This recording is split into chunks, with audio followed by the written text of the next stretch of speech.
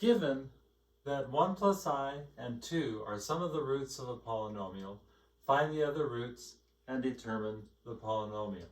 Now, we're assuming that we're going for the lowest degree polynomial. Obviously, we could make up a really big thing that had all kinds of other roots.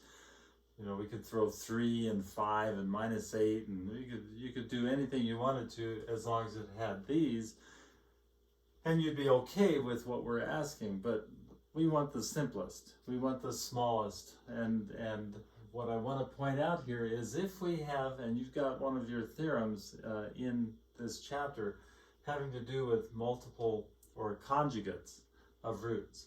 If we have 1 plus I as one of our roots, 1 minus I is also a root. It kind of harkens to what you did with parabolas. Remember where we had a parabola and it crossed the x-axis in 2 places, it basically had to do with that quadratic formula, or when we completed the square, we always had that plus or minus. And that's what's happening here. We have a plus or minus, and that's what's actually happening here, but it's with a parabola that's up here, but the roots are still with that quadratic formula, plus or minus. So I'm not going to prove what I'm talking about, but I hope that picture helps you, that plus or minus means that if 1 plus I is one of my roots, 1 minus I is 2. Also, 2, I don't have a multiple. If the reason 2 is a root is because the b squared minus 4ac portion of it was equal to 0. I basically have 2 plus or minus 0 happening with that. So I'm not going to have plus or minus 2. I only have 2 with this. What I'm saying is my polynomial p of x, or f of x, is going to equal x minus 1 plus I times x minus 1 minus I times x minus 2. 2 is my root from this linear factor. 1 minus I is my root for this linear factor, and 1 plus I is my root for this linear factor. All I have to do is multiply it out. Here's the trick for doing this. We can, within these parentheses here, I can reassociate and write this as x minus 1 minus I. The minus goes around these or through these parentheses like that. Close that parentheses. Start this one.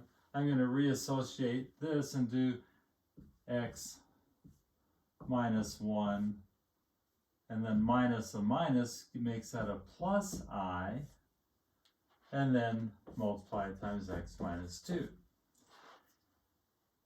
Now I can do some foiling. I'm going to just treat this term as a single term. I'm going to FOIL it. This gives me x minus 1 quantity squared. Here I have a minus I times x minus 1. Here I have a plus I times x minus 1. So my inside and outsides wipe each other out. This becomes minus I squared. Well, if you remember off to the side, I squared is, well, I is equal to the square root of negative 1.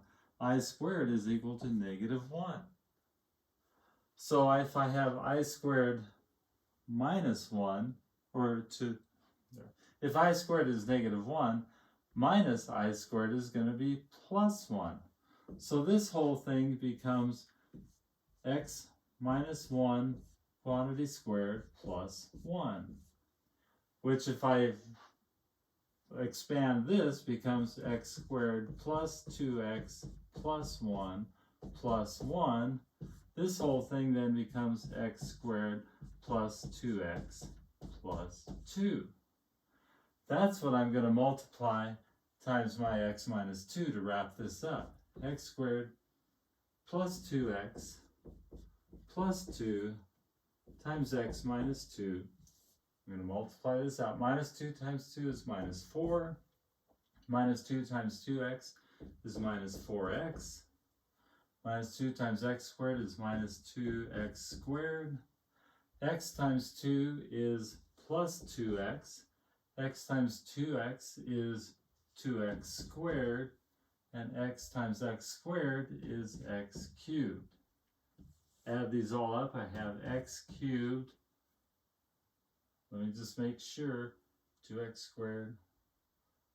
Yep, those wipe each other out and there's nothing there. Negative 4x plus 2x is minus 2x and negative 4. This is that polynomial of lowest degree that has this, and this as its roots. One is real, the 2 is a real root, the other 2 are complex roots.